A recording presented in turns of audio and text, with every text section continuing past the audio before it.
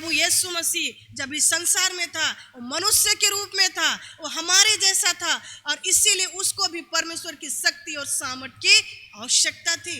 और इसीलिए प्रभु यीशु मसीह क्या करता है, 40 दिन उपवास करता है। और इसमें हम लोग को, हमारे लिए ये क्या सिखाता है, आज हमें इससे क्या सीखने की आवश्यकता है, इस बात को हमें जानना है। ठीक है, इस बात को हमें जानना है। क्या है लेंट? क्या है लेंट? का मतलब क्या है? पहला चीज है हमारे जीवन में परिवर्तन का होना, स्पिरिचुअल ट्रांसफॉर्मेशन, आत्मिक परिवर्तन। ठीक है, क्या होता है इसमें? आत्मिक परिवर्तन होना बहुत जरूरी है। और इसीलिए आजकल लोग क्या करते हैं, 40 दिन में बहुत लोग हैं जो लोग झूठ बोलना नहीं चाहते हैं, है ना। लेंट है, हम झूठ नहीं बोलेंगे, हम मीट नहीं खाएंगे, कोई बोलेगा नहीं, हम घूमने नहीं जाएंगे, हम नशा नहीं करेंगे। कई लोग कई तरह से इस लेंट का क्या करते हैं, पालन करते हैं। लेकिन आज परमेश्वर चाहता है कि हम लोग क्या करें, इस टाइम को हम लोग समझे कि इसमें एक्चुअली क्या होता है, आत्मिक परिवर्तन होता है, एक टर्निंग पॉइंट होता है, यू टर्न। ठीक है, एक टर्निंग पॉइंट होता है आत्मिक परिवर्तन, क्योंकि हमारा ये शरीर को परमेश्वर ने बनाया, लेकिन इस शरीर के अंदर परमेश्वर ने एक आत्मा को दिया है, और परमेश्वर चाहता है कि हम आत्मा को मजबूत करें। ठीक है, इस लेंट के समय में हम लोग उस आत्मा को जो परमेश्वर ने हमें दिया है, उसको हमें मजबूत करने की आवश्यकता है। ठीक है, और पहला चीज क्या है, हमारे जीवन में आत्मिक परिवर्तन होता है। कैसे आत्मिक परिवर्तन होता है? यू टर्न होना है। ठीक है, हमें परिवर्तन को देखना है, हमारे जीवन में टर्निंग पॉइंट होना है। क्या चीज से? पाप से। ठीक है, क्या चीज से? पाप से। प्रभु यीशु मसीह चाहता है कि हम लोग उस पाप को छोड़ करके क्या करें, परमेश्वर की तरफ आए। मूव छोड़ना है, उसको छोड़ करके हमें परमेश्वर की तरफ आना है। यही है लेंट का मतलब, आत्मिक परिवर्तन। कैसे होता है? जब हम गलत काम को छोड़ करके अच्छा काम को हम करते हैं, पाप को छोड़ करके हम अच्छाई की ओर हमें बढ़ना है। लेंट का मतलब यही है कि लेंट में हमें आत्मिक परिवर्तन होना बहुत जरूरी है। जिसको जैसा मन पड़ता है, लोग इन दिनों लगे हुए हैं, नहीं हमको ये नहीं करना है, अपनी आत्मा को मजबूत करने के लिए। ठीक है, आत्मा को मजबूत करने के लिए, मतलब जो हो गया उसको छोड़ देना है। जो पाप जो पास्ट में हम किए तो उसको छोड़ करके अभी हमें अनुग्रह का जो जीवन हमको परमेश्वर दिया है, उसमें हमें आगे बढ़ना है। ठीक है, पाप को छोड़ना है और अनुग्रह में हमें बढ़ना है। एक घटना को हम लोग देखेंगे, यूहन्ना रचित सुसमाचार उसका 8-11 में। ठीक है, यूहन्ना रचित सुसमाचार उसका 8वां अध्याय उसका 11, पूरा एक कहानी के बारे है, लेकिन हम लोग थोड़ा सा देखेंगे। ठीक है, यूहन्ना रचित सुसमाचार उसका 8वां अध्याय, यहाँ पर एक व्यभिचारी स्त्री के बारे दिया गया। ठीक है, यहाँ पर क्या घटना है, यीशु जैतून के पहाड़ पर गया। एक मैं पढ़ रही हूँ, 8:1। यीशु जैतून के पहाड़ पर गया और क्या होता है, भोर को वह फिर मंदिर में आया। जैतून का पहाड़ में किस लिए गया था? प्रार्थना करने। रात भर प्रार्थना किया, प्रार्थना करके वापस मंदिर में आया है। जब वो मंदिर में आया, सब लोग उसके पास आए और वहां बैठ करके वह उनको क्या कर रहा था, उपदेश देने लगा। कौन? यीशु मसीह। और तब क्या होता है, तब शास्त्री फरीसी एक स्त्री को लाए जो व्यभिचार में पकड़ी गई थी। एक स्त्री को लेकर के लाए हैं लोग, सदुकी फरीसी लीडर लोग, किसके पास? यीशु मसीह के पास। वो स्त्री कैसी थी? व्यभिचार करने वाली थी। उस स्त्री को यीशु मसीह के पास वो लोग लेकर के आए हैं। तब शास्त्री और फरीसी एक स्त्री को लाए जो व्यभिचार में पकड़ी गई थी, और उसको बीच में खड़ा करके यीशु से कहा, उसको बीच में खड़ा किया और यीशु मसीह को बोल रहे हैं, हे गुरु, यह स्त्री व्यभिचार करते पकड़ी गई है। व्यवस्था में मूसा ने हमें आज्ञा दी है कि ऐसी स्त्रियों को पत्थरवा करे। पुराना नियम में यह आज्ञा था कि जो कोई व्यभिचार में पकड़े जाएगा उसको पत्थरवा किया जाएगा। और ये महिला व्यभिचार में पकड़ी गई है, सदुकी फरीसी चर्च का लीडर अगुआ लोग यीशु मसीह के पास उसको पकड़ करके लाए हैं, बोल रहे हैं कि मूसा की व्यवस्था के अनुसार हमें आज्ञा दी गई है कि हम इसको पत्थर से मारे, अतः तू इस स्त्री के विषय में क्या कहता है। यीशु मसीह को पूछ रहा है, तू क्या कहता है? व्यवस्था में तो लिखा है इसको मारना है, पुराने नियम में, लेकिन यीशु मसीह को पूछ रहा है कि यीशु मसीह आप क्या बोलते हैं। यीशु मसीह क्या उत्तर देता है? उन्होंने उसको परखने के लिए यह बात कही ताकि उस पर दोष लगाने के लिए कोई बात पाए। अभी भी वो लोग यीशु मसीह को परख रहे हैं, लीडर लोग, अगुआ लोग, रहो तो यीशु मसीह क्या बोलेगा, ये पापिनी स्त्री है, मूसा का व्यवस्था में लिखा है ऐसे लोगों को पत्थरवा करो। देखते हैं यीशु मसीह क्या बोलता है। यीशु मसीह को परखने के लिए वहां पर सदुकी फरीसी लोग गए थे। उन्होंने उसको परखने के लिए यह बात कही ताकि उस पर दोष लगाने के लिए कोई बात पाए। परंतु यीशु क्या करता है? यीशु झुक करके उंगली से भूमि पर लिखने लगा। जब वे उससे पूछते ही रहे तो उसने सीधे होकर उनसे कहा, तुम में जो निष्पाप हो वही पहले इसको पत्थर मारे। यीशु मसीह क्या बोला? तुम में से जो निष्पाप है, जिसके जीवन में कोई पाप नहीं है, तुम ही लोग पहले इसको क्या करो, पत्थर मारो। सब लोग पत्थर ले लेकर के आए हैं यीशु मसीह के पास कि आज तो इस स्त्री को क्या करेंगे, मारेंगे। और उसके बाद यीशु मसीह के पास जब लाते, यीशु मसीह जमीन में लिखने लगता है, बोलता है, तुम में से कौन है यहाँ पर जिसके जीवन में कोई पाप नहीं है, सबसे पहले वही क्या करे, इसको पत्थर से मारे। जब वे उससे पूछते ही रहे तो उसने सीधे होकर उनसे कहा, तुम में जो निष्पाप हो वही पहले उसको पत्थर से मारे। और फिर झुक करके भूमि पर उंगली से लिखने लगा। परंतु वे यह सुनकर बड़ों से लेकर के छोटों तक एक एक करके निकल गए और यीशु अकेला रह गया और स्त्री वहीं बीच में खड़ी रह गई। जब यीशु मसीह बोला कि तुम में से कौन है जो निर्दोष है, जिसके जीवन में कोई पाप नहीं है, वही सबसे पहले पत्थर मारे। जब ऐसा बोला तो सब लोग क्या कर गए, चुपचाप से पत्थर फेंक करके एक एक जन वहां से उसको छोड़ करके चले गए। लास्ट में कौन बचा? वो महिला, वो स्त्री वहां पर अकेली थी। और कौन था? यीशु मसीह। अब क्या होता है? फिर झुककर भूमि पर उंगली से लिखने लगा, परंतु वो लोग ये सुनकर चले गए। 10 में बोलता है, यीशु ने सीधे होकर उससे कहा, हे नारी, वे कहाँ गए? यीशु मसीह क्या बोल रहा है? हे नारी, वे कहाँ गए? जो तुम पर दोष लगा रहे थे वो लोग कहाँ गए? जो तुमको पत्थर से मारने आए थे वो लोग कहाँ गए? हाँ, उसके बाद यीशु मसीह क्या बोलता है? यीशु मसीह ने उससे कहा, लेडी, महिला क्या बोलती है? प्रभु, किसी ने नहीं। क्या किसी ने तुझ पर दंड की आज्ञा ना दी? हे नारी, वे कहाँ गए? क्या किसी ने तुझ पर दंड की आज्ञा ना दी? क्या तुम्हारे ऊपर कोई दंड नहीं दिया? वो नारी बोलती है, प्रभु, किसी ने नहीं दिया। यीशु ने कहा, मैं भी तुझ पर दंड की आज्ञा नहीं देता। क्या बोल रहा है यीशु मसीह? मैं भी तुझ पर दंड की आज्ञा नहीं देता, जा और फिर से पाप ना करना। यही है आज का स्टोरी, यही है लेंट का कर्तव्य, यही है जब हम लोग लेंट मनाते हैं।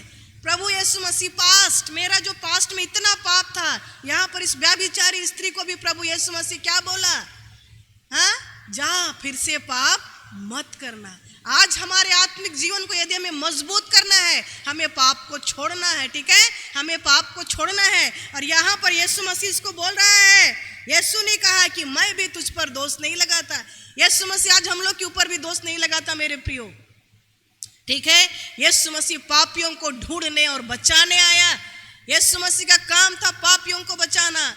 जब जब इस पृथ्वी पर पाप हुआ, कई बार कई तरह के देवी देवता लोग क्या हुए, अवतार लिए। किस लिए? पापियों को नाश करने के लिए।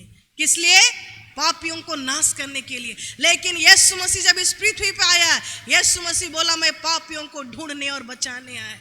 लोग आज बोलते, अरे मैं तो पापी हूं, मैं पापी हूं, मैं प्रभु के पास नहीं जा सकता। लेकिन जी नहीं, प्रभु यीशु मसीह पापियों को प्रेम करता है। आज डॉक्टर, किसको डॉक्टर की आवश्यकता है? जो बीमार है। आज जो बीमार है उनको डॉक्टर की आवश्यकता है। आज जो पापी हैं, एक एक पापी को आज प्रभु यीशु मसीह की आवश्यकता है। क्योंकि यीशु मसीह कभी भी किसी को दंड नहीं देता। बोल रहा, मैं भी तुमको दोष नहीं देता हूँ, मैं भी तुमको दोष नहीं लगाता हूँ। लेकिन प्रभु क्या कंडीशन दिया है? तुम फिर जा करके पाप ना करना। हो सकता है आज आपके जीवन में कई ऐसे पाप है जिससे आप स्ट्रगल कर रहे हैं, ये समय है आपके लिए उस पाप को छोड़ना। प्रभु यीशु मसीह जैसे बोला कि उस स्त्री को कि जाओ तू फिर से पाप मत करना, आज वही वचन प्रभु यीशु मसीह हम एक एक से बोल रहा है कि जाओ फिर से पाप मत करो। आपको पता है ये आपके और परमेश्वर का बीच आपका स्ट्रगल कहाँ है, कौन सा ऐसा पाप है जो आपको परमेश्वर की उपस्थिति में आने से रोक रहा है। पाप क्या है एक्चुअली, पाप क्या है पता है किसी को? पाप क्या है? इन दिनों हम लोग सचमुच में उसके बारे देखें, क्योंकि ये पाप ही एक ऐसा चीज है जो परमेश्वर की आशीष को हम तक आने से रोकता है। पाप ही एक ऐसा चीज है जो हमारे जीवन में असफलता को लेकर के आता है। पाप ही ऐसा चीज हमारे जीवन में आशीष और बरकत को रोकता है। पाप को इंग्लिश में क्या बोलते हैं? सिन, SIN। क्या बोलते हैं? सिन, SIN। उसका मतलब क्या होता है? S मतलब शैतान, सैतानिक इंजेक्टेड नेचर। क्या है? शैतान के द्वारा हमारे शरीर में इंजेक्टेड उसका जो स्वभाव है, नेचर को डाल दिया गया है। ठीक है, सिन का मतलब यही है, पर शैतान के द्वारा हमारे इस शरीर में वो पाप का स्वभाव डाल दिया गया है। ये एक तरह का क्या बोलेंगे, स्वभाव है। ये कोई बीमारी डिजीज नहीं, लेकिन एक तरह का स्वभाव है जो हम लोग का DNA में, ठीक है, हम लोग का गुणसूत्र में पाप पाया जाता है। ठीक है, ये स्वभाव में है। और उसी पाप को बचाने के लिए प्रभु यीशु मसीह को इस संसार में आना पड़ा। वो पाप कहाँ से आया? पाप क्या है? छोटा सा बात कहाँ पे से स्टार्ट हुआ था? आदम की वाटिका से। जब परमेश्वर आदम और हवा को अपने स्वरूप में बनाया, परमेश्वर क्या बोला? फूलो फलो पृथ्वी पर भर जाओ। परमेश्वर इस पृथ्वी पर रूल और राज्य करने के लिए बनाया था, लेकिन क्या हो गया वहां पे? सिर्फ क्या करने बोला था परमेश्वर उनको कि तुम लोग उस सारा आदन की बगीचा का सारा पेड़ का फल तुम लोग खा सकते हो, लेकिन सिर्फ उस 2 पेड़ का फल नहीं खाना जो बीच में है उस बगीचा के। वो पेड़ का नाम क्या था? भले और बुरे का ज्ञान का वृक्ष और जीवन का वृक्ष। ये 2 पेड़ का फल नहीं खाने बोला था। कोई कठिन काम बोला था? हाँ, कोई कठिन काम बोला था? जी नहीं, बोला था कि तुम लोग पेड़ का फल नहीं खाना। और वही बात को वो लोग अपने जीवन से पूरा नहीं कर सके और पाप में गिर गए। और यहीं पर से पाप का जन्म होता है। पाप का मतलब क्या है? परमेश्वर की आज्ञा को नहीं मानना। ठीक है, परमेश्वर का बात को नहीं मानना। सिंपल। पाप क्या है? परमेश्वर के वचन को नहीं मानना। परमेश्वर जो कहा है उसको अपने जीवन से नहीं पूरा करना ही क्या है? पाप है। और इसीलिए यीशु मसीह बोला है कि जब तुम परमेश्वर से प्रेम करोगे तो तुम मेरी आज्ञाओं को मानोगे। अगर आप परमेश्वर से प्रेम करते हैं तो उसको साबित करने के लिए आपको सिर्फ और सिर्फ क्या करना है? क्या करना है? उस परमेश्वर की आज्ञा को मानना है। कितने लोग रेडी हैं परमेश्वर की आज्ञा को मानने के लिए? अगर आप परमेश्वर से प्रेम करते हैं तो इस बात को आपको साबित करना है कि प्रभु मैं आपको प्रेम करती हूँ। प्रभु आप पर दोष नहीं लगाता मेरे प्रियो, कभी भी आपके जीवन में दोष नहीं लगाता है। वो आपसे प्रेम करता है, क्योंकि यीशु मसीह पाप को डील करने के लिए आया है। यीशु मसीह पाप को क्षमा करने के लिए आया है। आज लोग पापियों का नफरत करते हैं, लेकिन यीशु मसीह बोलता है मैं पापियों को ढूंढने और बचाने आया है। इसीलिए कभी भी अपने आप को कमजोर ना महसूस करे। कभी भी ये ना सोचे कि ये पाप जो हमारे स्वभाव में है, ये पाप जो अशांति को लेकर के आता है, ये पाप जो जीवन में असफलता को लेकर आता है, बीमारी को लेकर के आता है, उसका समाधान प्रभु यीशु मसीह है। ठीक है, और इसीलिए आई उस प्रभु यीशु मसीह आपको प्रेम करता है। उस व्यभिचारी स्त्री को बोला कि मैं भी तुझ पर दोष नहीं लगाता। प्रभु यीशु मसीह हम पर दोष नहीं लगाता, लेकिन प्रभु यीशु मसीह चाहता है कि हम उस पाप से पश्चाताप करें और प्रभु के पास आए और क्या करें? मन को फिराए। बोल रहा है कि जाओ फिर से पाप ना करना। और यही है आत्मिक परिवर्तन। ठीक है, यही क्या है?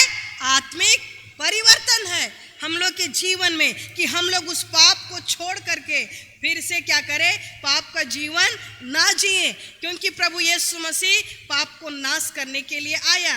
नीति वचन उसका 28 का 13 में लिखा है, जो अपने अपराध को छिपा रखता और उससे तो उसका कार्य सफल नहीं होता, परंतु जो उनको मान लेता है और छोड़ भी देता है उस पर दया की जाएगी। जो पाप को क्या करता है? जो अपने अपराध को छिपा रखता है। हमें अपने अपने पाप को छिपाना नहीं है। परमेश्वर देख रहा है। क्या प्रभु को नहीं पता आप क्या गलत कर रहे हैं? उसको पता है, वो देख रहा है और वो चाहता है कि आपके पापों को क्या करे, क्षमा करे। लेकिन कब? जब आप उसको मानेंगे। ठीक है, जो अपने अपराध को छिपा रखता है उसका कार्य सफल नहीं होता, परंतु जो उसको मान लेता है और छोड़ भी देता है उस पर दया की जाएगी। देख क्या बोल रहा है, जो अपने पाप को मान लेता है, मानना ही नहीं उसको छोड़ देता है, उस पर दया की जाएगी और प्रभु उसी का दया करेगा। ठीक है, उस पर दया की जाएगी। और इसीलिए आज जरूरी है कि हम लोग आत्मिक परिवर्तन को अपने जीवन में अनुभव करें। कैसे? उस पाप को छोड़ करके, क्योंकि प्रभु बोल रहा है जो मान लेता है और छोड़ देता है उसी पर दया की जाती है, जो नहीं छोड़ता उस पर दया नहीं की जाती। ठीक है, पहला यूहन्ना 1:9 में बोलता है कि यदि हम अपने पापों को मान ले, क्या बोल रहा है, यदि हम अपने पापों को मान ले तो वह हमें सब अधर्म से शुद्ध करने में विश्वास योग्य और धर्मी है। यीशु मसीह हमको और आपको हमारे सारे अधर्म से, सारे पाप से क्षमा करने के लिए, शुद्ध करने के लिए क्या है, विश्वास योग्य और धर्मी है। लेकिन कब? जब हम उसको मानेंगे। यदि हम रात और दिन पाप के साथ खिलवाड़ करेंगे, पाप के साथ मस्ती करेंगे, वो पाप एक दिन आपको दबाएगा और वो पाप एक दिन आपको मारेगा। आपके जीवन में कोई शांति नहीं और ये पाप आपका कब्र तक जाएगा। ठीक है, ना ही कब्र लेकिन आनंद, मृत्यु जो कि नरक का मृत्यु है, वहां आपको लेकर के जाएगा। और इसीलिए बहुत जरूरी है कि हम उस पाप को जाने, और जब हम जान रहे हैं तो उसको अंगीकार करें, पश्चाताप करें, क्योंकि प्रभु बोल रहा है यदि हम अपने पापों को मान ले तो हमारे पापों को क्षमा करने के लिए विश्वास योग्य और धर्मी है। एक पापी के जीवन में कभी भी कोई शांति नहीं होता। ठीक है, क्योंकि उसका पाप उसके पीछे पीछे जाता है। लेकिन प्रभु इसी का समाधान किया है। प्रभु यीशु मसीह यही काम किया है और आज वो चाहता है कि हम लोग प्रभु के सामने अपने पापों का अंगीकार करें। परमेश्वर आपको शुद्ध करेगा और आपका ये पाप क्षमा कंप्लीट है। ठीक है, जब आप सचमुच में प्रभु के पास आकर के अपने पापों की क्षमा मांगते हैं तो वो कंप्लीट है, वो पूरा है, वो अधूरा नहीं है। ठीक है, और इसीलिए आपको सिर्फ पश्चाताप करना, कुछ करना है नहीं, सिर्फ अपने मुंह से अंगीकार करना है। और जब आप अंगीकार करेंगे आपके सारे पाप क्षमा हो जाएंगे। ठीक है, और क्या होता है, कई बार हम लोग कुछ कुछ पाप को छुपा के रखते हैं, मतलब अंगीकार नहीं करते हैं। आप अपने जीवन को देखिए, जन्म से लेकर जब से आपको होश आया है तब से लेकर के अभी तक आपने कौन सा ऐसा काम किया है जिसके कारण से आपका आशीष रुका हुआ है, जिसके कारण से आप आत्मिक जीवन का आनंद नहीं उठा पा रहे, उसको आप प्रभु के सामने मानना शुरू करें। ठीक है, क्योंकि प्रभु रेडी है हम सबको आजाद करने के लिए, फ्री करने के लिए। जब तुम सत्य को जानोगे, सत्य तुम्हें स्वतंत्र करेगा। वो सच्चाई क्या है? यीशु मसीह के लहू में पापों की क्षमा है। लेकिन कब? जब हम उसको मानते हैं अपने पापों को। ठीक है, और शैतान यही चाहता है कि हम लोग पाप का अंगीकार ना करें। हमारा एक ही दुश्मन है, वो कौन है? शैतान। और वो नहीं चाहता कि हम लोग बार बार पाप का अंगीकार करें। और इसीलिए, क्योंकि जब भी आप पाप का अंगीकार करेंगे, जब उस पाप को आप अपने मुंह से अंगीकार करेंगे, ऑटोमेटिकली आपका जीवन खाली हो जाएगा और परमेश्वर का शक्ति और सामर्थ आपके जीवन में आएगा। और इसीलिए शैतान कभी भी आपको अपना मुंह से उस पाप को अंगीकार करने नहीं देता है। और इसलिए अपने लिए प्रार्थना कीजिए। जब आप प्रार्थना में बैठेंगे, प्रभु से बोलिए, प्रभु मेरी सहायता कर, मेरे उन पापों को बतलाइए जो मैंने गलती से भी किया है प्रभु। और पवित्र आत्मा प्रभु आपको बतलाएगा, और जब वो आपको बतलाएगा आपको कुछ नहीं करना है, प्रभु के सामने मानना है, प्रभु मैंने ये पाप किया है, मुझको क्षमा कर। प्रभु आपके पाप को क्षमा करेगा और जैसे ही आपका हृदय खाली हो जाएगा, परमेश्वर आपको अपनी शक्ति और सामर्थ को देगा ताकि आप इस लेंट में अपने आत्मिक जीवन में और भी मजबूत बने। ये पहला स्टेप है। ठीक है, क्या है? पहला स्टेप। यदि आप आत्मिक जीवन में, आत्मा में मजबूत होना चाहते हैं, इस लेंट में सफल होना चाहते हैं अपने व्यक्तिगत जीवन में, पहला चीज आपको अपने पापों से पश्चाताप करने की आवश्यकता है। सिर्फ पश्चाताप ही नहीं, उससे हमें छोड़ने की आवश्यकता है। तभी जाकर के हमारा और आपका जीवन परमेश्वर को ग्रहण योग्य होगा। ठीक है, और इसीलिए मत सोचिए कि हम क्या किए हैं, नहीं बोलेंगे, नहीं मानेंगे। जी नहीं, परमेश्वर रेडी है। पाप को छुपाना नहीं। हम लोग सोचते चलो ना नहीं बोलेंगे, प्रभु तो नहीं देख रहा है। जी नहीं, प्रभु सब कुछ देख रहा है, लेकिन उससे घाटा में हम और आप हैं यदि हम उसको नहीं पश्चाताप करते। ठीक है, तो क्या है लेंट में क्या करना? पहला चीज आत्मिक परिवर्तन। ठीक है, हमारे जीवन में आत्मा में परिवर्तन होना बहुत जरूरी है। और वो कैसे संभव है? पश्चाताप करके। ठीक है, अपने पापों से मन फिरा करके। कि यीशु मसीह बोल दिया कि मैं तेरे पापों को क्षमा करूंगा, चाहे लाल रंग का हो चाहे काला रंग का हो, कुछ भी हो, लेकिन मैं उसको सादा कर दूंगा। क्योंकि यीशु मसीह का काम ही है क्या? पाप को डील करना, पाप को क्षमा करना। ठीक है, दूसरा क्या है लेंट में? आत्मिक बढ़ोतरी, स्पिरिचुअल ग्रोथ। आत्मिक रीति से हमको और आपको बढ़ना है कि नहीं? बढ़ना है ना। पहला स्टेप हम लोग देखें कि हमें परिवर्तन लाना है इस लेंट में। आत्मिक रीति से हमें परिवर्तन, आत्मिक जीवन में हमें परिवर्तन लाना और अपनी आत्मा को मजबूत करना है अपने पापों को छोड़ करके और पवित्रता के साथ चल करके। ठीक है, दूसरा चीज हमें आत्मिक जीवन में आगे बढ़ना, आत्मिक बढ़ोतरी, स्पिरिचुअल ग्रोथ होना है। मत्ती रचित सुसमाचार आत्मिक ग्रोथ के लिए, आत्मिक जीवन में आगे बढ़ने के लिए पहला काम क्या करना है? जैसे आत्मिक परिवर्तन के लिए हमारा पहला काम क्या था? अपने पापों से क्षमा मांगना, पाप को छोड़ना और पवित्रता में आगे बढ़ना। अगर आत्मिक बढ़ोतरी चाहिए, आत्मिक ग्रोथ चाहिए, तो इसका पहला काम क्या है? परमेश्वर को ढूंढना। पहला काम क्या है? परमेश्वर को ढूंढना। परमेश्वर का वचन क्या बोलता है? मत्ती रचित सुसमाचार 6:33 में कि सबसे पहले तुम परमेश्वर उसके राज्य की खोज करो तो सब वस्तुएं तुम्हें मिल जाएगी। सीख, खोजना। खोजना है, क्या करना है? किंगडम ऑफ गॉड, परमेश्वर का राज्य को, परमेश्वर का राज्य को खोजना। अगर एक राज्य, यहाँ पर एक राज्य के बारे में बोल रहा, ठीक है, और जरा सोचिए एक राज्य है और जिस राज्य में कोई राजा नहीं तो वो राज्य है नहीं, और एक राजा है जिसका कोई प्रजा नहीं तो क्या राज्य है? नहीं। राजा को भी क्या चाहिए? लोग, प्रजा चाहिए जिसके ऊपर वो शासन करे, और प्रजा को भी क्या चाहिए? राजा चाहिए जो उनकी आवश्यकता को पूरा करे। जैसे हम लोग इन दिनों, पहले इतिहास में हम लोग जानते थे राजा का काम था अपनी प्रजा का देखभाल करना, सब चीज पूरा करना, और यहाँ पर वही बात बतलाया जा रहा है। सबसे पहले तुम परमेश्वर के राज्य की खोज करो। किंगडम ऑफ गॉड, परमेश्वर का राज्य क्या है? प्रभु का वचन बोल रहा, अगर हमें आत्मिक ग्रोथ, आत्मिक जीवन में बढ़ना है, आत्मा में मजबूत होना है, जीवन में आगे बढ़ना है, पहला काम परमेश्वर का राज्य की खोज करो। सीख, खोजना है, ढूंढना है। और वो क्या है? क्योंकि हमारा राज्य का राजा कौन है? यीशु मसीह। ठीक है, हमारा राज्य का राजा कौन है? यीशु मसीह। और जितने प्रभु यीशु मसीह पर विश्वास करते हैं, चाहे वो किसी भी जाति धर्म का हो, वो उसका प्रजा है। और आज वही राजा का जो राज्य है वो इस संसार का नहीं है, ये संसार का नहीं है, लेकिन इससे भी ऊंचा है, इससे भी बहुतायत का जीवन है। वो आत्मिक राज्य के बारे हमें ढूंढना है, वो परमेश्वर को हमें जानना है। परमेश्वर के राज्य को खोजो, ढूंढो। परमेश्वर के राज्य को जब हम लोग ढूंढते हैं, बोल रहा है कि क्या होता है? तब हम लोग को सब वस्तुएं मिलती हैं। सब वस्तुएं, ऐसा नहीं बोला कि एक चीज मिलेगा दूसरा नहीं मिलेगा, सब कुछ मिलेगा। चाहे वो आपका शारीरिक आवश्यकता हो, इस संसार में जीने के लिए जो भी आवश्यकता वो भी मिलेगा, और आत्मिक आवश्यकता भी प्रभु आपको देगा। ठीक है, तो पहला काम क्या करना है?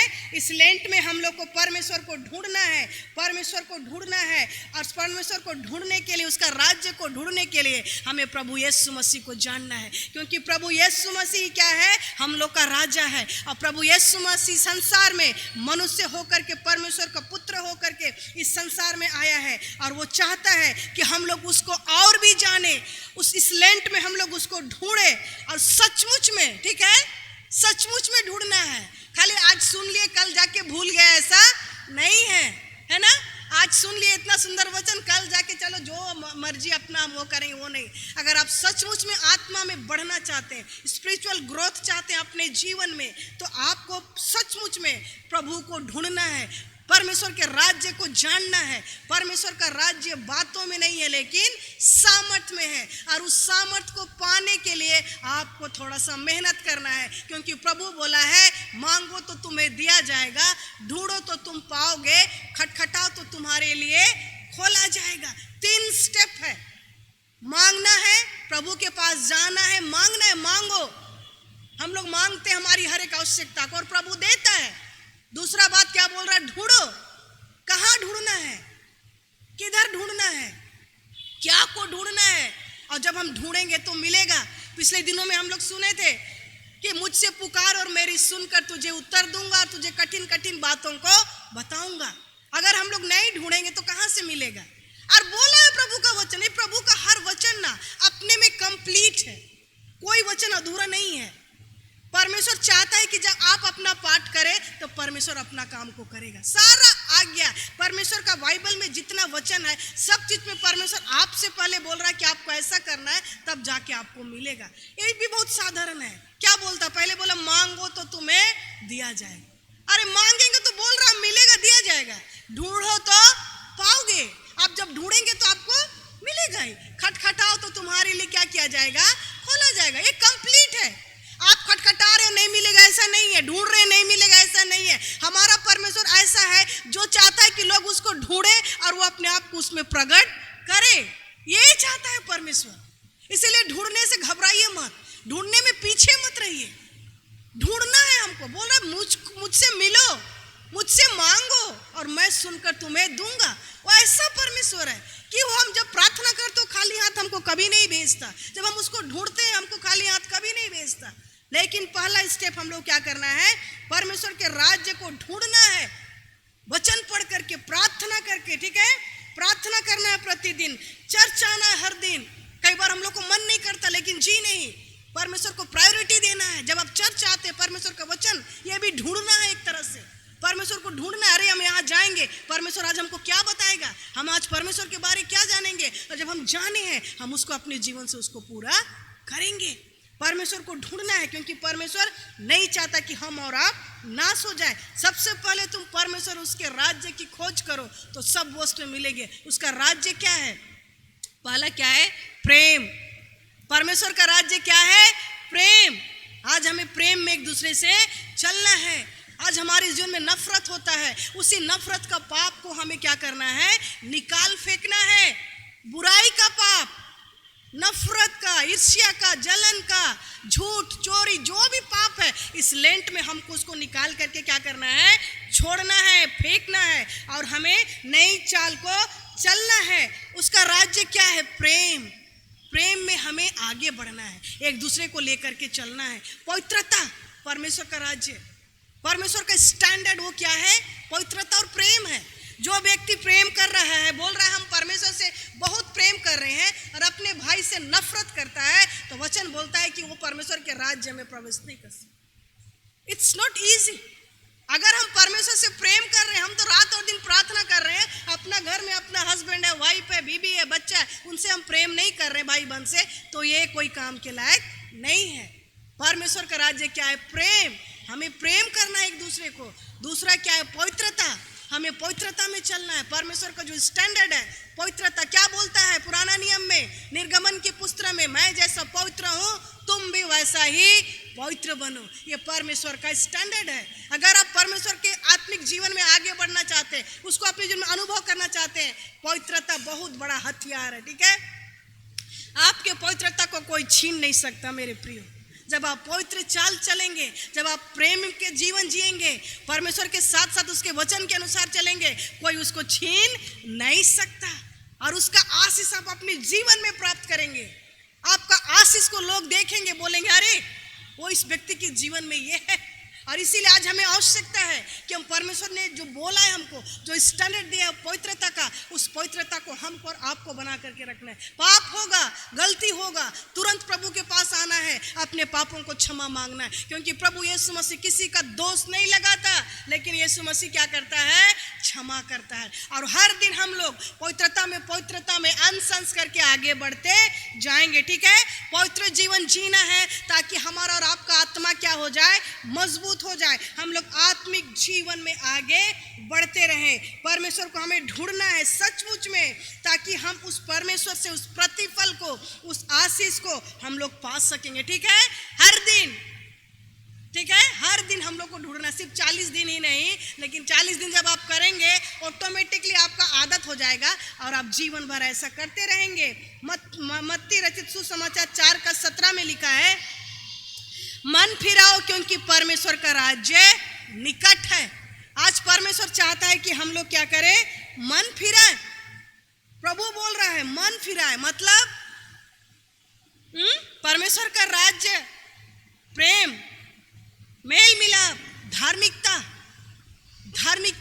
पवित्रता, ये क्या है परमेश्वर का राज्य। और उसको ही खोजने के लिए बोल रहा है, कैसे हम धर्मी जीवन जिएंगे, कैसे हम पवित्रता का जीवन जिएंगे, कैसे हम एक दूसरे को प्रेम करेंगे, और इसके लिए प्रतिदिन प्रार्थना करना है। और बोल रहा है मन फिराओ क्योंकि परमेश्वर का राज्य निकट है। कौन सा ऐसा चीज है, रुकावट या बाधा है आपके जीवन में जो परमेश्वर के पास आने से रोक रही है? ठीक है, कौन सा ऐसा रुकावट और बाधा है, क्या ऐसा समस्या है जो आपको जकड़ करके रखा है, जिससे आप निकल नहीं पा रहे हैं? परमेश्वर बोल रहा मन फिराओ क्योंकि परमेश्वर का राज्य निकट है। आज आपको उस बाधा को, उस पाप को जो आपको और आपके और परमेश्वर के बीच में है, उसको क्या करना है, निकाल के फेंकना है, उसको दूर करना है। कैसे करना है? सपोज आप एक बगीचा बनाना चाहते हैं, है ना, किसी किसी को बहुत शौक है यहाँ पर एक गार्डन होना है, मेरा भी शौक है लेकिन यहाँ तो नहीं है, घर में तो है।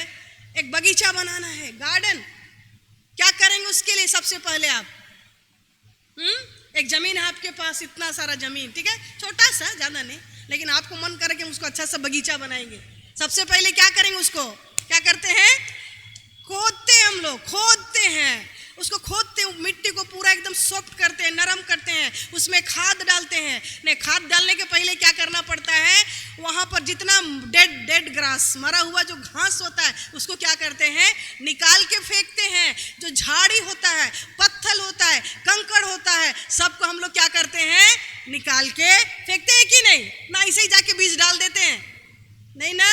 तो वैसा ही वहाँ पर क्या कर, एक जमीन है, जमीन को सबसे पहले सूखा घास है, कई दिन से पड़ा हुआ है, झाड़ी है, पत्थर है, सबको हमको निकाल के फेंकते हैं। और उसके बाद उसमें हम लोग कोड़ते हैं और उसको हम लोग ऐसा बनाते हैं, खाद डाल करके मिट्टी को, ताकि वहाँ पर जब हम बीज डालेंगे तो वो बीज क्या होगा, फलेगा। ठीक है, और सिर्फ साफ करके छोड़ देने से बगीचा बन जाता है? अरे छोड़ो ना, साफ तो कर दिए, मिट्टी खाद सब डाल दिया, हो अपने से पौधा हो जाएगा, अपने से फूल लग जाएगा, होता है? नहीं, आपको लगाना पड़ेगा, है ना, तब जाकर के वो बीज, वो भी फलता। हम पिछले दिनों में सीखे थे कि कैसे पहली बारिश और पिछली बारिश, कैसे प्रभु परमेश्वर बारिश को लेकर के आता ताकि वो बीज बढ़े, फले, फूले। ठीक है, तो क्या करता है, किसान को हर चीज के लिए किस पर डिपेंड होना पड़ता है, परमेश्वर पर।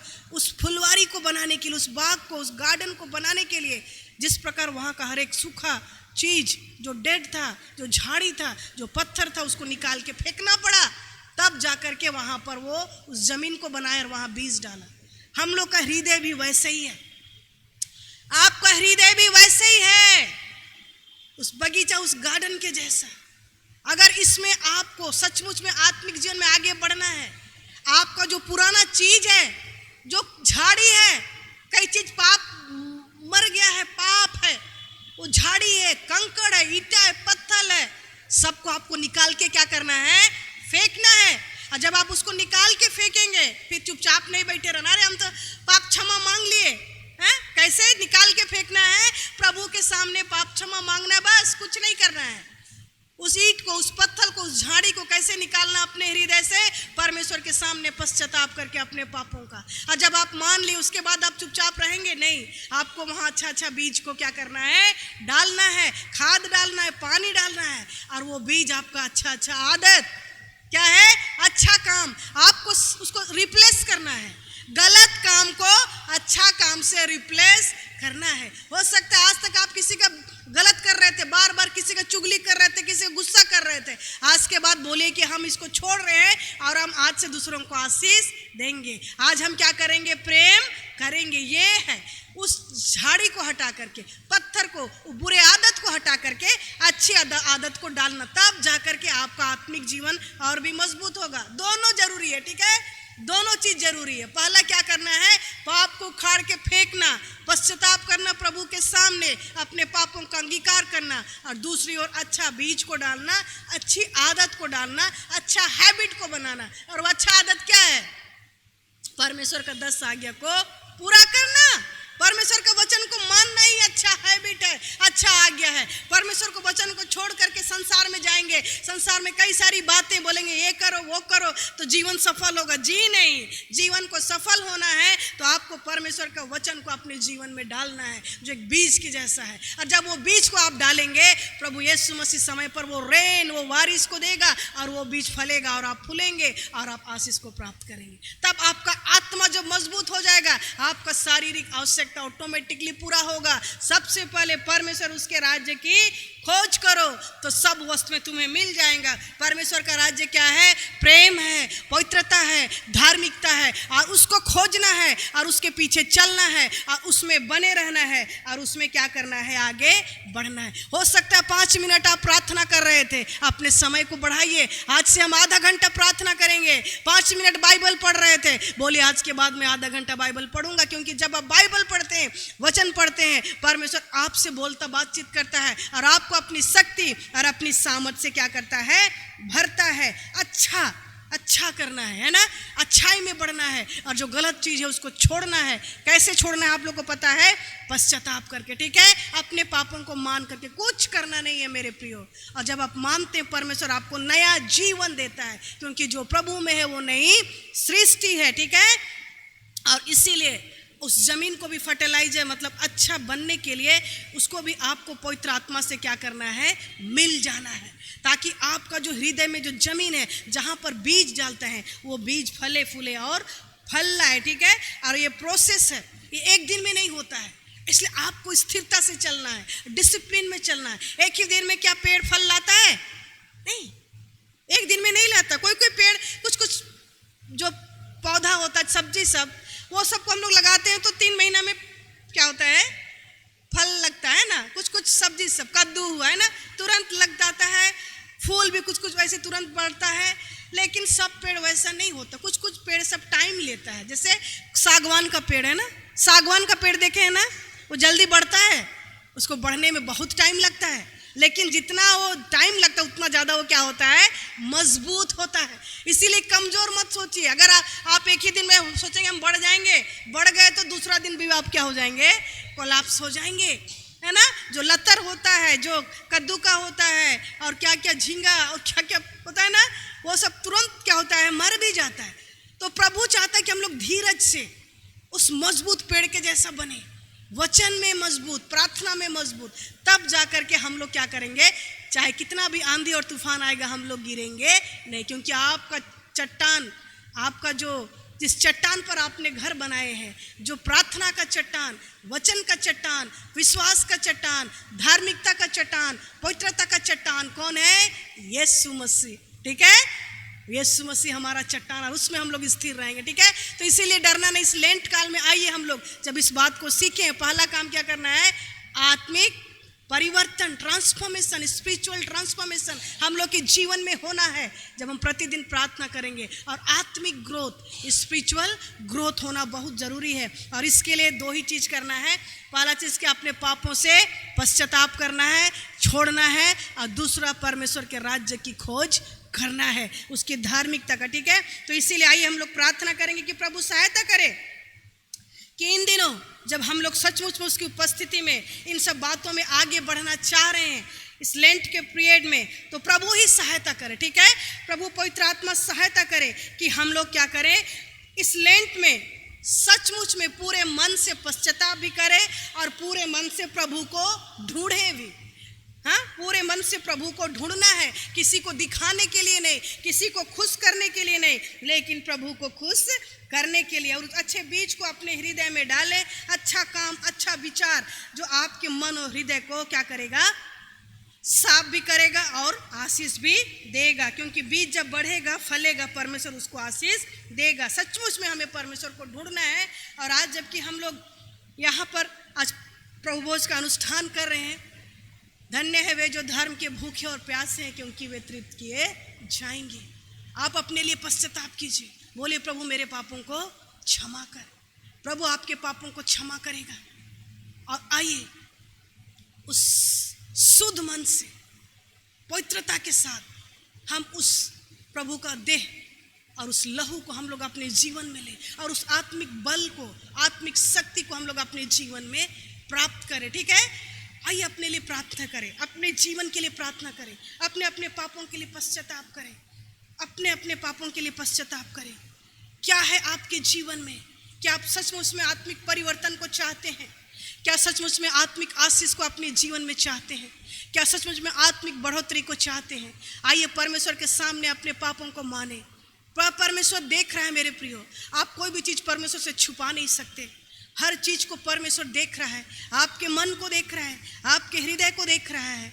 क्या आप परमेश्वर से सच्चाई के साथ बोलेंगे प्रभु हाँ मैंने ये गलत किया प्रभु, और इसलिए मुझको क्षमा कर प्रभु, ये मेरे पाप है प्रभु जो मेरे पीछे पीछे आ रहे हैं प्रभु, मुझको दबा रहे, मेरे जीवन में कोई शांति नहीं प्रभु, मैं आपकी उपस्थिति का आनंद नहीं उठा सक रहा हूँ प्रभु, क्योंकि ये पाप प्रभु जी जो हमें रोक करके रखा है प्रभु जी, और इसलिए हमारे पापों को क्षमा कर प्रभु, क्षमा कर प्रभु जी, क्षमा कर एक एक को परमेश्वर पिता, एक एक को क्षमा कर प्रभु जी। हे हमारे त्रिएक परमेश्वर पिता पुत्र पवित्र आत्मा प्रभु, इस समय फिर एक बार हम आपके सामर्थ्य नाम में होकर के आपके चरणों के निकट आते हैं प्रभु। हम धन्यवाद करते हैं आज के इस वचन के लिए जो आपने हमें दिया प्रभु।